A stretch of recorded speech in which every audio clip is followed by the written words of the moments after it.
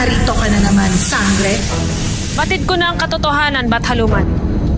Kilala ko na si Lyra at kung anong ginawa mo sa kanya. Pasya! Ngunit huwag ka mag-alala. Hindi ko ito sasabihin kahit kanino. At kahit sabihin mo, sinong maniniwala sa'yo? Lalo't wala nang nakakaalala kay Lyra. Hindi mo kailangan magalit sa akin, Bathaluman. Hindi ako naparito upang makipag-away.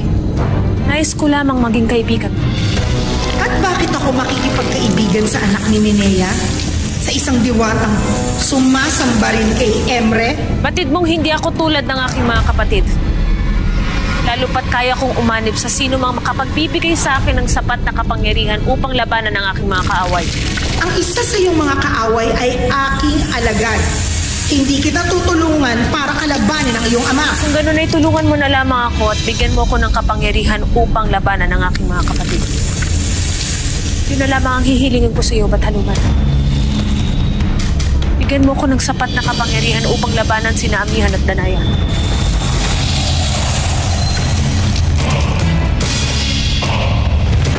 Malakas ang iyong loob, Pirena.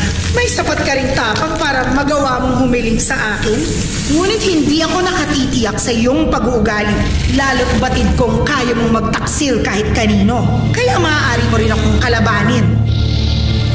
Ipinapangako kung hindi kita kakalabanin. Kahit na anong mangyari, hindi ko ito gagawin. At ang iyong ama, si Hagorn? Tanging ang aking mga kapatid lamang ang aking kakalabanin. Pinapangako ko yan. Kung gano'n ay pagkakalob ko sa iyo ang iyong minihiling. Bibigyan kita ng isang kapangyarihan na maaari mong gamitin laban sa iyong mga kapatid. Gano'n ay ibigay mo na ito sa akin. Ngunit may hihilingin akong kapalit. Ano yun? Ang iyong buhay sakaling sumira ka sa ating usapan.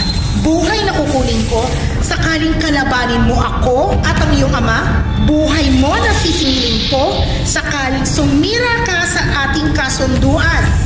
O ano, Pirena? Papayag ka ba?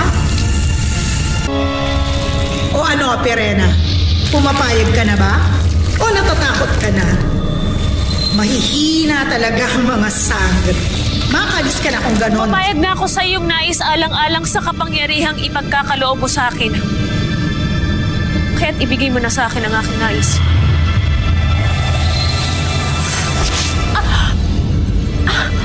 Papasukin ang aking laso ng iyong buong katawan. At sa sandaling ikaw ay mawala ng malay, huwag kang mag-alala, Pirena. Dahil sa iyong pagising, ipinapangako kong magiging makapangyarihan ka ng muli.